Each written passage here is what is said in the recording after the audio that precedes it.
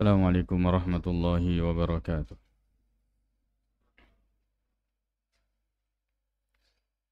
Bismillahi walhamdulillah.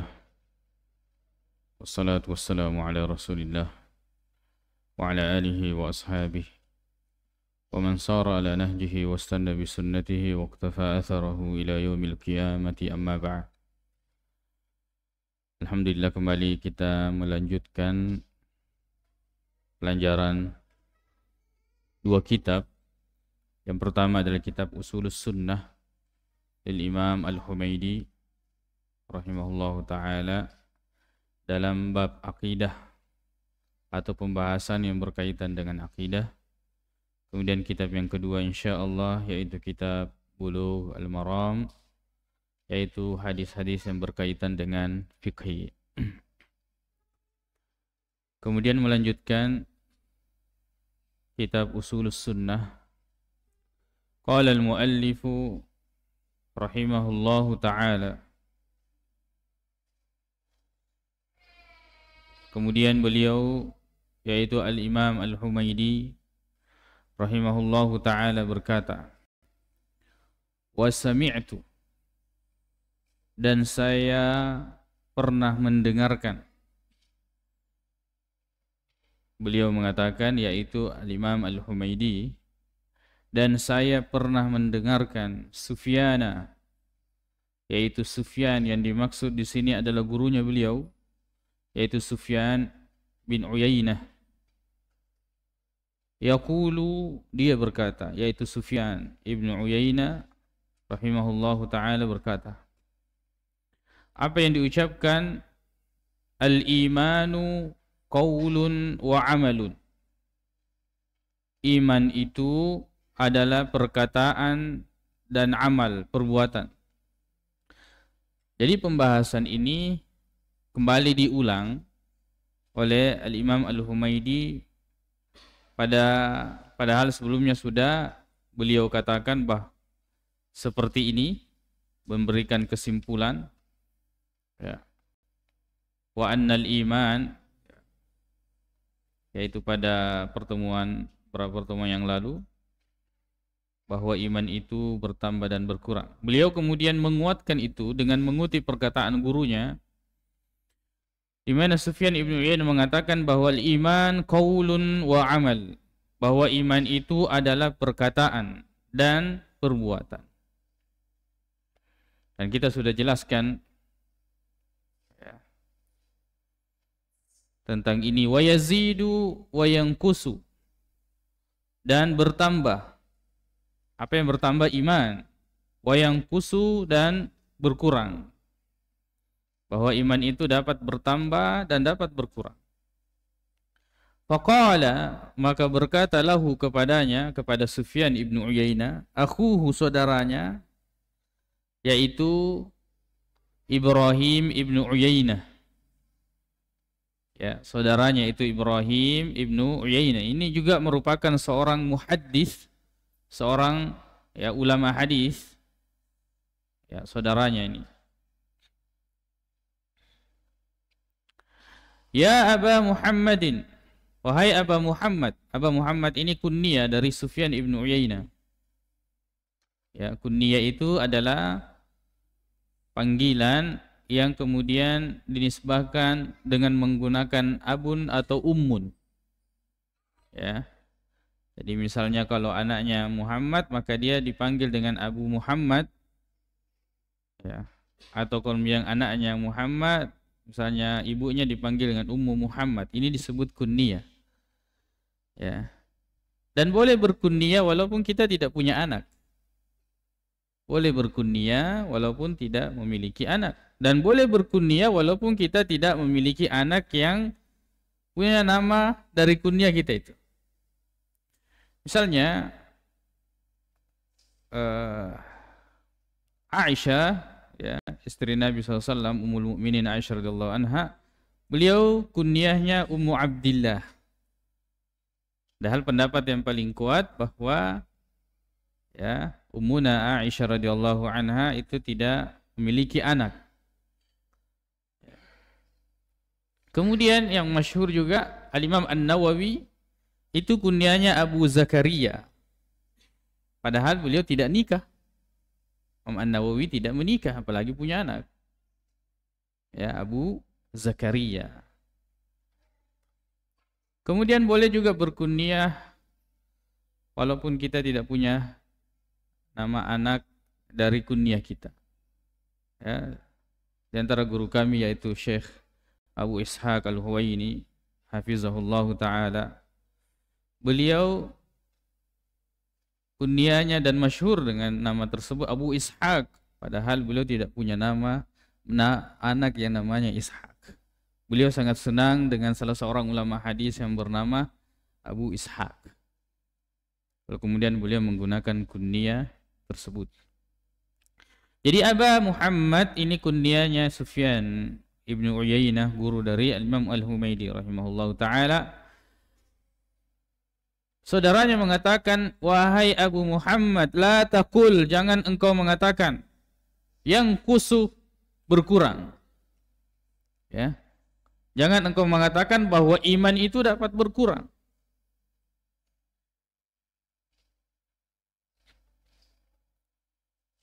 Faghadiba, maka dia marah. Maka Sufyan Ibnu Uyainah marah mendengarkan itu. Padahal Ibrahim Ibnu Uyainah adalah seorang muhaddis, seorang ulama hadis. Ya. Disinilah pentingnya bahwa menggabungkan antara fikih dengan hadis itu sangat penting.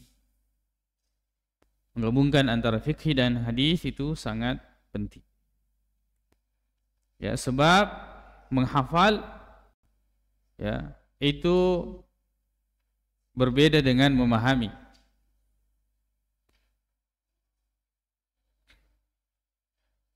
Kata Nabi sallallahu alaihi wasallam, "May yuridillahu bihi khairan yufaqihuhu fid din." Barang siapa yang Allah kehendaki baginya kebaikan, maka Allah akan memberikan dia pemahaman agama. Pemahaman yang membuat kita duduk seperti ini, pemahaman. Sebab kalau Al-Quran yang kita cari, silakan pergi ke toko buku, banyak Al-Quran. Atau hadis yang kita cari, silakan pergi ke toko buku, ada hadis. Ada kutubus sittah, bahkan kutubus tis'ah lengkap dengan terjemahannya.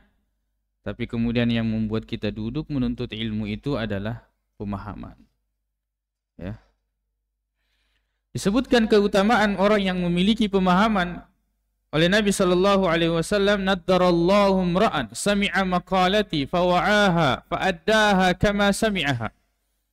Semoga Allah mencerahkan wajah orang yang mendengarkan perkataanku, lalu kemudian ya dia menghafalnya, lalu kemudian menyampaikan sebagaimana dia mendengarnya. Rubba hamili fikhin ya au amin sami'in. Terkadang atau perubah hamil fikin ilaman huwa afqahu minhu. Terkadang orang yang menukilkan berita itu justru yang sampai kepadanya berita lebih memahami. Beda penghafal, hamil, beda faqih. Orang yang memahami. Di sini nampaknya yang kita lihat bahwa Ibrahim Ibnu Uyainah tidak memahami walaupun dia banyak menghafal hadis. Beliau mengatakan, ya Aba Muhammad, la taqul yanqus. Jangan ucapkan bahwa iman itu berkurang. Padahal kesimpulan ini adalah kesimpulan dari Al-Quran dan hadis melalui at-tatabbu' wal istiqra'. Tatabbu' itu mengumpulkan, ya, meneliti satu persatu. Istiqra' yaitu membaca semua dalil lalu kemudian muncullah ya kesimpulan bahwa iman itu yazidu wa yanqus. Kan tetapi Ibrahim Ibnu Uyainah mengatakan tidak. Jangan katakan bahwa iman itu berkurang. Faghadibah. Lalu kemudian dia marah. Di sini yang marah adalah Sufyan. Ghadibah ini dia marah. Di sini tidak kalau dalam pelajaran ilmu nahwu itu tidak disebutkan fa'ilnya karena fa'ilnya mustatir, jawazan takdiruhu huwa, kembali ke Sufyan. Ya. Dan inilah keistimewaan bahasa Arab. Karena ada dhamir mustatir. Di antaranya, kalau bahasa yang lain tidak ada dhamir mustatir, bahwa ada kata ganti yang tersembunyi. Bahkan dari bentuk fiilnya ghadiba kita sudah mengetahui bahwa yang dimaksud di sini adalah laki-laki.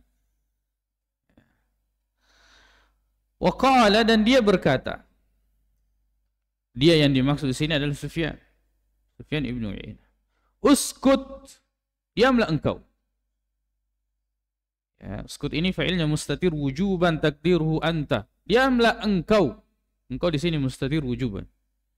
Yang dimaksud di sini adalah saudaranya, itu Ibrahim ibnu Uyainah. Uskut ya sabiyu, diamlah wahai anak kecil. Ya. Perhatikan bagaimana ilmu itu dinafikan darinya dan didudukkan seperti anak kecil ketika dia tidak memiliki pemahaman walaupun dia memiliki hafalan. Bal hatta la yabqa minhu syai'un. Perhatikan baik-baik, bahkan sampai la yabqa, tidak tersisa minhu darinya, dari iman itu sedikit pun. Bahkan tidak tersisa dari iman itu sedikit pun. Ya, la yazni zani hina yazni wa huwa mu'min. Kata Nabi SAW. Tidak akan berzina seorang penzina ketika dia berzina dalam keadaan dia beriman. Jadi iman itu tidak ada pada dirinya ketika dia berzina. Wala yasriku sariqu hina yasriku wa huwa mu'min. Tidak mencuri seorang pencuri ketika dia mencuri ada iman di dalam hatinya.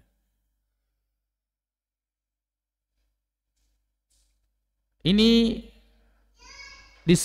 kalau kita perhatikan bahwa Sufyan ibnu Uyainah memiliki kekuatan dalam munazarah, dalam berdebat. Ketika saudaranya menafikan an-naqsu fil iman, beliau justru kemudian membantahnya dengan mengatakan, bukan jangankan berkurang, bahkan lenyap dari seseorang. Bahkan iman itu habis. Ya.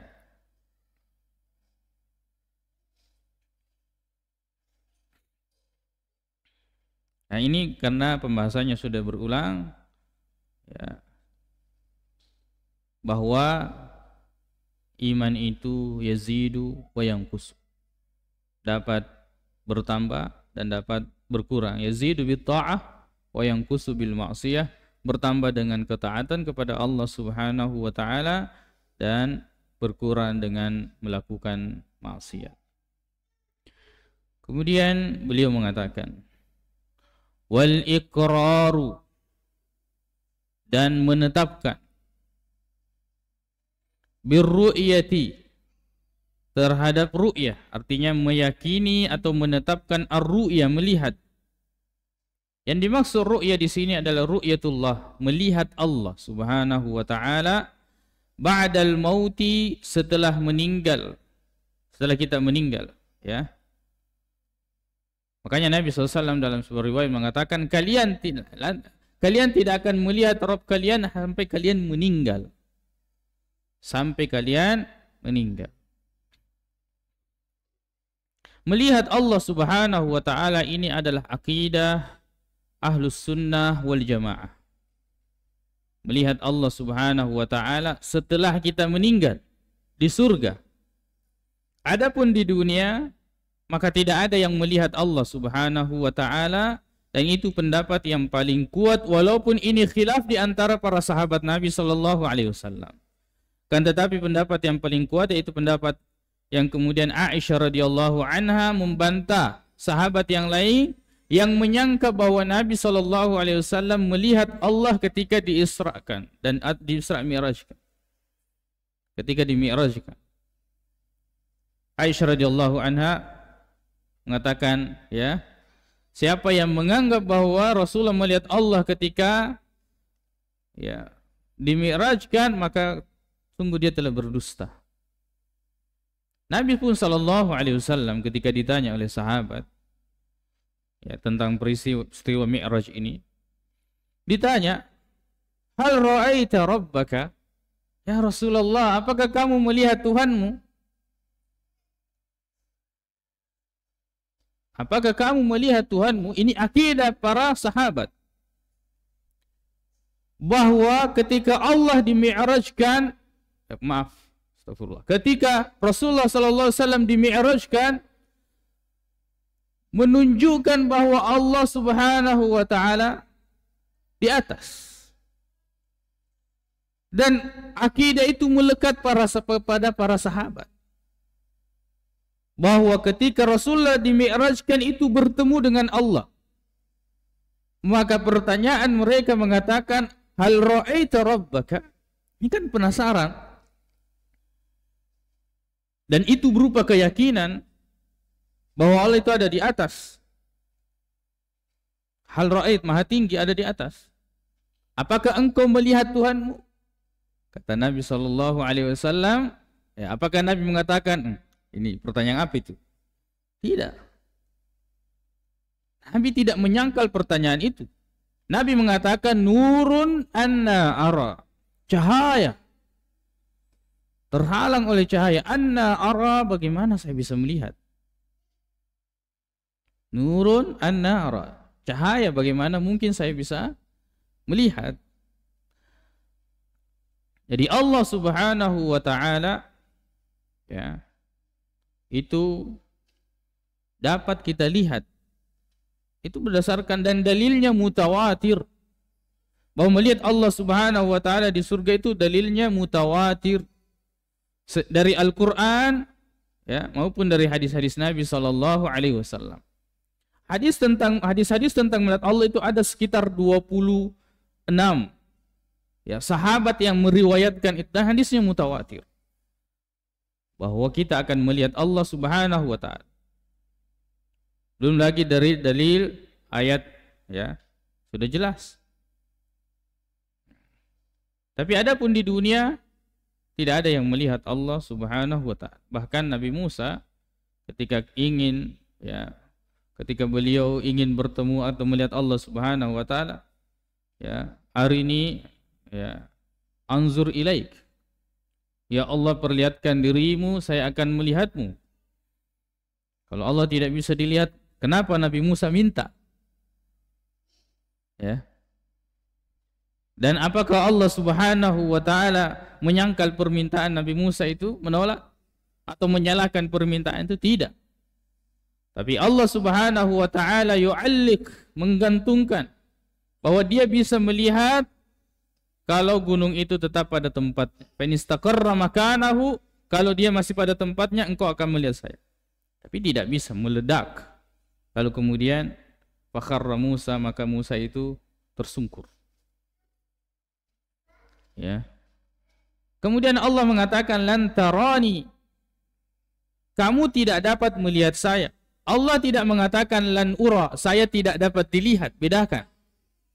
Bedakan ketika mengatakan kamu tidak dapat melihat saya dengan saya tidak dapat dilihat. Lan tarani, kamu di dunia sebagai manusia kamu tidak dapat melihat saya. Tapi bukan berarti Allah tidak dapat dilihat. Dan itulah yang kemudian diterangkan di dalam ayat-ayat dan hadis-hadis Nabi Sallallahu Alaihi Wasallam. Di antaranya adalah pada surah Al-Qiyamah ayat, ya, 23, 22 dan 23, wujuhu yawma idzin nadhirah. Pada hari-hari di mana wajah itu berseri-seri. Wajahnya orang-orang beriman tentu, bukan orang-orang kafir. Ila rabbiha nazirah. Kepada Rabbnya dia melihat. Jelas. Kepada Rabbnya melihat.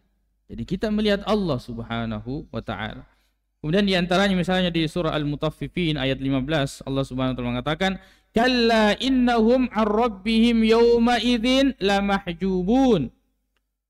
Bahwa mereka dari Allah Subhanahu wa taala akan dihijab, tidak dapat melihat. Orang-orang kafir itu dihalangi, tidak dapat melihat Allah, berarti Allah dapat dilihat. Cuma orang-orang kafir tidak dapat melihatnya karena dihalangi. Kemudian di antara ayatnya Allah Subhanahu wa taala mengatakan, lilladzina ahsanul husna wa ziyadah. Lilladzina ahsanu, bagi orang-orang yang berbuat baik, al-husna. Ulama tafsir mengatakan al-husna yang maksud di sini adalah surga. Bagi orang-orang yang berbuat baik, balasannya adalah surga, wa ziyadah, dan tambahan. Apa ini tambahan? Ini ditafsirkan oleh Nabi Sallallahu Alaihi Wasallam bahwa ini maksud dengan ziyadah di sini an-nazru ila wajhillah, melihat kepada wajah Allah Subhanahu wa taala. Sehingga penghuni surga ketika itu mengatakan, ya, apalagi yang belum? Apalagi yang belum? Bahwa Allah, ya Allah, Engkau telah mencerahkan, memutihkan wajah-wajah kami, Engkau telah menyelamatkan kami dari api neraka dan ini dan itu. Apalagi yang belum? Rasanya sudah sempurna. Ternyata ziyadah yaitu melihat wajah Allah Subhanahu wa taala. Dan ini ternyata nikmat yang paling besar, mengalahkan nikmat masuk surga itu sendiri. Tapi kita harus masuk surga untuk melihat Allah Subhanahu wa taala. Dalam hadis, ya, Nabi sallallahu alaihi wasallam dalam hadis yang sahih, hadis riwayat Bukhari dan Muslim, hadis riwayat Bukhari, Nabi SAW mengatakan, innakum satarawna rabbakum ayanan. Kalian akan melihat Rabb kalian dengan mata kalian. Ayan, ain. Kalian akan melihat Rabb kalian dengan mata kalian pada hari kiamat. Jelas, sangat jelas. Ya. Akan tetapi kemudian tentu ini menuai, ya, ini akidah Ahlus Sunnah wal Jamaah. Dan ternyata Asy'ariyah mengikut ke sini. Mereka pun mengimani bahwa kita dapat melihat Allah Subhanahu wa taala. Mereka mengikuti. Kemudian berpisah dengan Mu'tazilah. Mu'tazilah memang dari awal tidak mengatakan Allah tidak dapat dilihat. Allah tidak dapat dilihat. Ya. Dan muncullah berbagai macam analisa dan penjelasan, ya, bahwa kalau Allah dapat dilihat berarti Allah itu berfisik, ada fisiknya, sebab mata ini hanya bisa melihat sesuatu yang berbentuk, ya kan? Maka kemudian kita tidak bisa melihat angin atau hal-hal yang tidak berbentuk. Mereka mengatakan, Mu'tazilah, kalau kita dapat melihat berarti ada dua sisi, ada yang melihat dan ada yang dilihat. Yang melihat di satu tempat, yang dilihat di satu tempat. Dari awal mereka mengatakan Allah tidak bertempat, maka kemudian mereka harus mengatakan Allah tidak dapat dilihat. Karena kalau saya di sini melihat ke sana, saya di satu tempat, yang saya lihat itu juga di satu tempat. Sedangkan Allah itu tidak bertempat. Maka kemudian mereka menolak nas. Tapi dengan nas, dengan dalil. Apa dalilnya orang Mu'tazilah? Ya, la tudrikuhul absar. Allah tidak dapat diliputi oleh pandangan. Wa huwa yudrikul absar, tapi Allah dapat meliputi pandangan. Wa huwal latiful khabir. Ini dalil. Hati-hati berbicara dengan orang-orang Mu'tazilah. Jangan anggap bahwa mereka tidak menggunakan dalil. Mereka menggunakan Al-Quran dan hadis-hadis yang mutawatir. Bahkan mereka menolak hadis-hadis yang lain. Hadis mutawatir mereka gunakan. Mereka mengatakan, bagaimana kamu mengatakan bahwa Allah dapat dilihat? Allah sendiri mengatakan, la tudrikul absar. Allah tidak dapat diliputi oleh pandangan. Maka kemudian bagaimana cara menjawabnya? Kita katakan, al-idraku war-ru'yah, antara idrak, meliputi, dengan melihat berbeda. Saya lihat lampu ini, saya lihat, tapi saya tidak meliputi. Saya tidak tahu berapa lampu di situ, berapa kekuatan watt yang ada di situ, komponen apa yang ada di situ, saya tidak meliputi. Tapi saya melihat. Ayat yang menjelaskan bahwa Allah tidak diliputi oleh pandangan, itu betul. Kita ketika melihat Allah, Allah yang maha besar, kita tidak bisa meliputinya dengan pandangan kita. Tapi kita bisa melihatnya. Begitu ulama menjelaskan perbedaan antara idrak dengan ar-ru'yah. Ru'yah melihat. Walaupun kita tidak punya ilmu, penting kita lihat, itu sudah namanya melihat. Tapi idrak itu meliputi. La tudrikul absar wa huwa yudrikul absar. Maka kemudian dari sini Allah Subhanahu wa taala dalam akidah kita bahwa lillahi wajhun, Allah punya wajah. Kullu man 'alaiha fan, segala apa yang ada di muka bumi ini akan hancur. Wa yabqa wajhu rabbika, yang tersisa itu adalah wajah Allah Subhanahu wa taala. Allah punya wajah, itu akidah kita. Bahwa Allah punya wajah. Dan itu diterangkan di dalam ayat, di dalam hadis-hadis Nabi sallallahu alaihi wasallam. Ya. Kemudian bagaimana Asy'ariyah bisa menerima ini? Bisa menerima Allah itu punya wajah, sedangkan mereka selalu mengatakan bahwa Allah itu terlepas dari hal-hal yang seperti itu. Baik, kita lihat Asy'ariyah itu membagi sifat Allah kepada dua, fisik dengan non-fisik. Fisik dengan non-fisik. Non-fisik, sifat yang merupakan non-fisik, mereka terima lafaznya dan maknanya. Mereka terima lafaz dan maknanya. Ya, itu sifat non-fisik.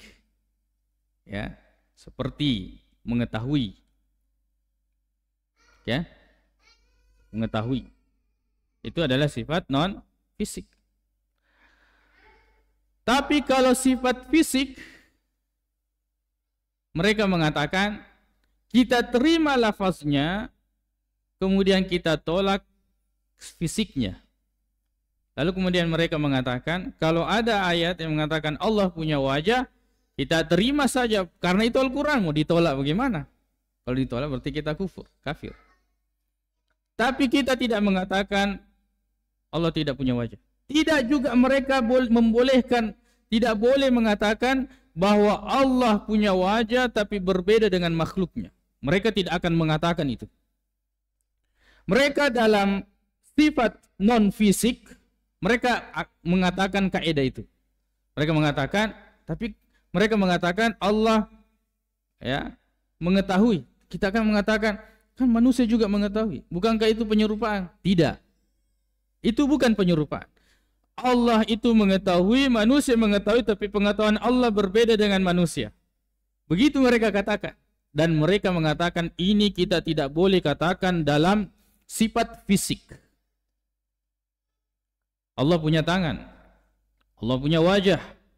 Mereka mengatakan ini sifat fisik, lafaznya kita terima. Kata yadun, kata wajhun kita terima, karena itu ada dalam Al-Quran. Tapi kemudian berbau fisiknya kita tidak terima. Ya.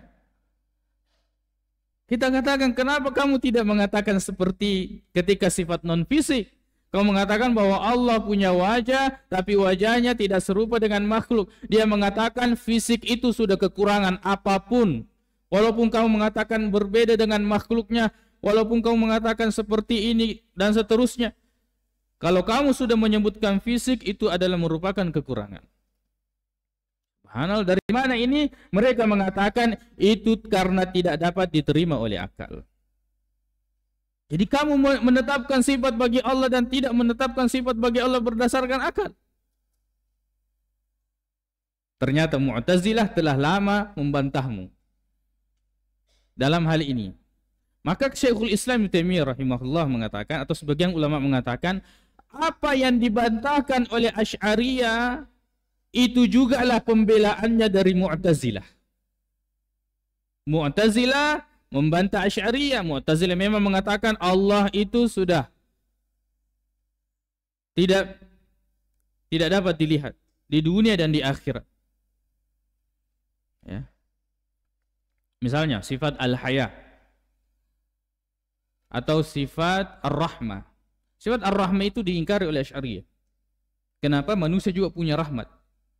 Tapi sifat al-haya itu ditetapkan karena ada sifat 7 itu yang masyhur dalam akidah Asy'ariyah. Sifat ma'ani namanya. Ya. Qudrah, iradah, ilmu, haya, sam', basar, al-kalam. 7. Yaitu al-qudrah, kemampuan, maha mampu. Nanti sifatnya al-qadir, ya. Kemudian iradah, berkehendak, mau. Kemudian haya, hidup. Kemudian al-ilm, mengetahui. Sam', mendengar, pendengaran. Kemudian al-basar, penglihatan. Dan yang terakhir adalah al-kalam, berbicara. 7 sifat ini. 7 sifat ini diingkari sama Mu'tazil. Kalau kamu mengatakan bahwa Allah itu berbicara, manusia juga berbicara. Mu'tazilah tidak mau begitu. Tapi Asy'ariyah mau seperti itu. Kenapa? Ya, karena dia mengatakan manusia berbicara, Allah berbicara, tapi berbicaranya manusia berbeda dengan Allah, atau Allah berbeda dengan manusia dalam berbicara. Maka ulama mengatakan apa yang Asy'ariyah bantahkan kepada Ahlus Sunnah, itulah caranya dia membela dirinya kepada bantahannya Mu'tazilah. Ketika Mu'tazilah mengatakan, ya, membantah sifat 7 ini, dia mengatakan Allah tidak serupa dengan makhluknya. Kita Ahlus Sunnah yang berpegang teguh kepada Al-Quran dan Sunnah dan pemahaman para sahabat, kita juga mengatakan apa yang dia belakan dirinya, Asy'ariyah. Kita mengatakan bahwa Allah punya wajah, tapi wajah Allah tidak serupa dengan makhluk. Dan Allah Subhanahu wa taala huwa alladhi yuthbitu li nafsihi, dialah yang menetapkan untuk dirinya, bukan kita. Melalui lafaz-lafaz itu. Sebab la ya'lamullaha illallah, tidak ada yang bisa mengetahui Allah dengan persis kecuali Allah. Kita tahu karena Allah beritahukan kepada kita tentang dirinya. Dari mana? Dari Al-Qur'an dan hadis. Tidak ada dari yang lain. Bukan dengan dalil akal. Ya. Sebab kalau dalil akal, misalnya, ya, misalnya melihat, terkadang kita bisa melihat tanpa mata. Orang tidur bisa melihat ketika dia mimpi. Jelas-jelas, saya lihat ketika saya tidur. Oh, kenapa bisa melihat padahal tidur? Matanya tertutup. Jadi ini qiyas, apa namanya, al-farqul kabir. Ini dari sini kita juga bisa menarik satu kesimpulan. Ini termasuk penjelasan ulama bahwa memang hukum dunia itu berbeda dengan hukum akhir. Hukum dunia berbeda dengan hukum akhirat. Misalnya kalau di dunia kita dijemur di bawah terik matahari, misalnya matahari saja mendekat ke bumi, itu kita bisa hancur. Tapi ternyata nanti di akhirat itu kita di bawah matahari, bahkan ada orang yang mandi keringat tapi tidak mati-mati. Berarti beda dunia dengan akhirat. Beda dunia dengan akhirat. Termasuk melihat bahwa keyakinan kita Sunnah wal Jamaah, kita dapat melihat Allah Subhanahu wa taala, ya. Al-iqraru birru'yah ba'dal maut. Kita mengimani bahwa kita dapat melihat Allah Subhanahu wa taala. Ya, mudah-mudahan ini Allah Subhanahu wa taala memudahkan kita untuk beramal saleh, masuk surga dan bisa bertemu melihat Allah Subhanahu wa taala. Yang itu adalah nikmat yang sangat besar.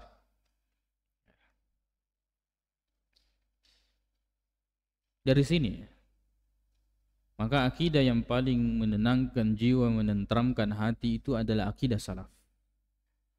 Akidah yang tidak banyak tanya, yaitu akidahnya para sahabat.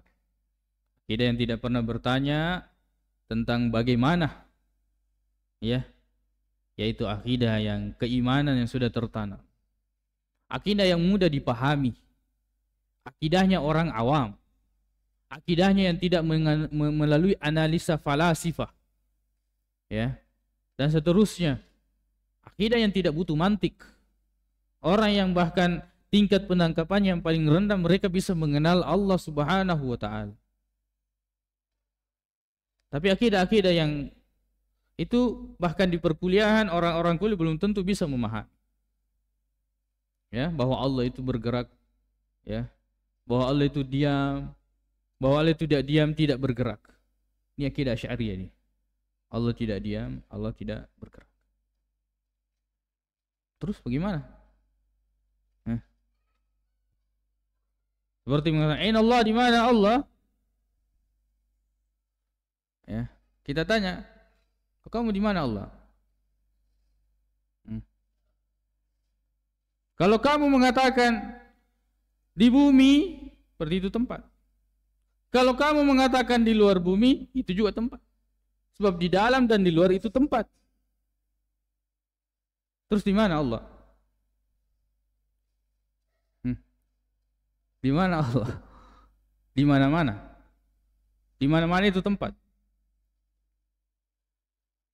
Makanya yang paling menenteramkan itu adalah akidah salaf, yaitu mengimani apa yang terdapat dalam Al-Quran dan hadis-hadis Nabi sallallahu alaihi wasallam. Misalnya Allah mengatakan amintum man fis sama. Apakah kalian merasa aman ya dari azabnya yang di langit? Ini perkataannya siapa? Perkataan Allah atau perkataan siapa? Perkataan Allah Subhanahu wa ta'ala. Belum lagi perkataan Nabi sallallahu alaihi wasallam. Jadi yang paling menenteramkan dalam masalah al-asma was sifat, terutama as-sifat, itu adalah aqidatus salaf. Akidah para salafus salih, akidah para sahabat ridwanullahi alaihim. Sebab akidah yang lain itu akan banyak menganalisa falsafah dan seterusnya. Coba mudahnya akidah. Ya. Misalnya ainallah. Semua dalil-dalil yang menjelaskan tentang turunnya Al-Quran menunjukkan bahwa Allah Subhanahu wa ta'ala itu di atas. Ya. Ketika merayakan, misalnya orang-orang merayakan Isra Mi'raj, ceritakan bahwa Rasulullah naik bertemu dengan Allah. Itu kan diceritakan begitu. Naik bertemu dengan Allah. Naik bertemu dengan Allah. Kalau bukan di atas, kenapa mau naik? Kalau di mana-mana, kenapa harus naik? Ya. Ketika kita berdoa, kita mengangkat tangan. Ya. Ini, dan tanya orang-orang awam, orang-orang yang belum terganggu atau rusak pikirannya, tanya dia, di mana Allah? Dia akan menunjuk ke atas. Atau bahkan lisannya orang itu secara sadar atau tidak sadar, selalu dia mengatakan tergantung yang di atas. Atau ketika dia menunjuk atau mengucapkan tentang Allah, tangannya itu tidak terasa naik. Allah Subhanahu wa ta'ala. Itu fitrah. Ya. Ini belum lagi dengan dalil-dalil Al-Quran maupun hadis-hadis Nabi sallallahu alaihi wasallam. Kemudian, apakah Allah butuh tempat? Tidak ada keterangan. Kita tidak mengimani itu. Allah butuh tempat. Kalau dia mengatakan bahwa Allah misalnya di atas arsy, berarti Allah butuh tempat. Dari mana perkataan itu? Apakah ada dalilnya dari Al-Quran? Apakah ada dalilnya dari hadis Nabi sallallahu alaihi wasallam bahwa Allah butuh tempat? Berhentilah di mana Al-Quran berhenti, berhentilah di mana hadis berhenti. Jangan lanjutkan. Kalau Allah mengatakan istawa alal arsy, ya sudah, kita imani seperti itu. Untuk kemudian melewati itu atau mengurangi itu tidak boleh. Sebab akal ini punya jangkauan. Itu yang harus kita ketahui. Bahwa akal ini ada batasnya. Sesuatu yang tidak ada penjelasannya tidak usah korek-korek. Karena akal ini ada batasnya. Sesuatu itu bisa kita ketahui ketika ada samanya, ada miripnya kan. Kalau ada miripnya gampang saya ketahui. Misalnya ada keluarga beli sesuatu, beli misalnya motor. Oh, dia sebutkan mereknya dengan tipenya. Oh iya, saya sudah tahu. Kenapa ada samanya di bodi? Ada samanya. Tapi Allah kan tidak ada samanya. Laisa kamitslihi syai'. Ya. Kemudian yang kedua, sesuatu itu pernah saya lihat, maka saya tahu. Dan siapa yang pernah melihat Allah? Tidak ada yang pernah melihat Allah Subhanahu wa ta'ala.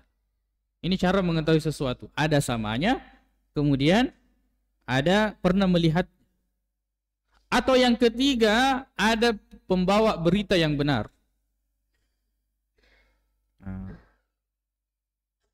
Dan disinilah satu-satunya pintu untuk berbicara tentang Allah ketika ada berita yang benar. Berita benar itu dari Al-Quran maupun hadis-hadis Nabi Sallallahu Alaihi Wasallam. Selalu mengatakan bahwa berarti Allah butuh begini, itu pintu ilhad. Itu pintu ilhad, pintu yang kemudian orang itu akan menyangkal semua sifat-sifat Allah.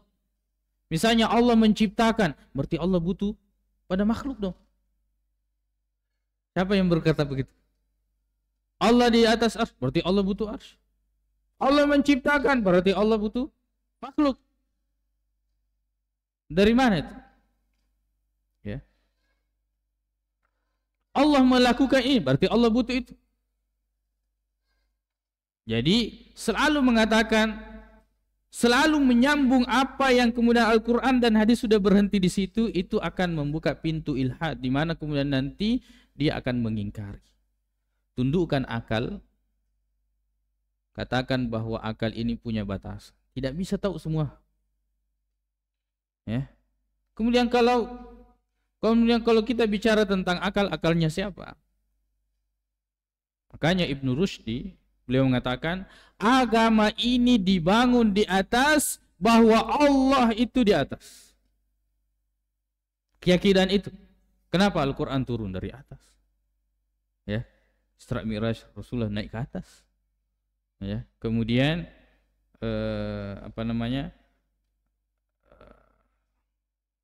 hadis-hadis, ayat-ayat tentang itu. Maka akidah yang paling menenteramkan dan tidak banyak mendebatnya, tidak ada banyak pertanyaan-pertanyaannya yang kemudian dapat menjemapkan kita binasa. Inilah diantara nanti akan menyebabkan kita binasa, pertanyaan yang seperti itu. Ya, kalau Allah punya wajah, kalau Allah punya tangan, berarti Allah terdiri dari anggota badan, terdiri berarti itu adalah baru, dan seterusnya. Analisa ini tidak ada petunjuknya. Kita hanya mengatakan kalau ada dalilnya itu kita imani. Tidak menambah, tidak mengurangi. Stop sampai di situ. Itulah iman. Itulah iman. Dan pertanyaan seperti itu, itulah pertanyaan yang tidak masyhur di zaman sahabat. Mereka tidak bertanya-tanya tentang hal-hal yang seperti itu. Makanya Imam Malik ketika ditanya tentang al-istiwa, beliau mengatakan al-istiwa ma'lum. Istiwa itu ma'lum. Ya. Wal kayfiyatu majhul. Tapi caranya beristiwa itu yang tidak ditahu. Itu yang kita tidak ketahui. Ya.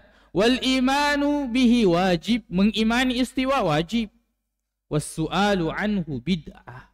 Menanyakan tentang bagaimana istiwa itu bid'ah. Pertanyaan. Sebab tidak pernah ditanyakan oleh para sahabat. Allah punya wajah. Kita imani itu. Tapi ketika bertanya bagaimana, membagaimanakan, itulah pertanyaan bid'ah. Pertanyaan yang tidak pernah dilontarkan atau ditanyakan oleh para sahabat. Tenangkan diri dan jiwa, rendahkan akal, dan selalu tetapkan bahwa ini punya batasan. Denulemi semana. Tidak bisa dia jangkau semua. Yang di dalam diri kita saja itu tidak bisa dijangkau oleh akal. Tiba-tiba ada yang tumbuh kuku ini, kok diretek, kok ternyata digaplek ke kuku, tidak ada kuku di sini. Kepala ini dibelah, ternyata tidak ada rambut di dalamnya. Ya. Ini logika. Jadi tundukkan, ya, beragama itu adalah keimanan. Itu yang paling utama. Kemudian akal ini digunakan dan ditundukkan untuk kemudian beribadah kepada Allah Subhanahu wa taala, bukan menentang syariat Allah Subhanahu wa taala, terutama akidah, menentang tentang akidah. Baik, kita lanjutkan selanjutnya.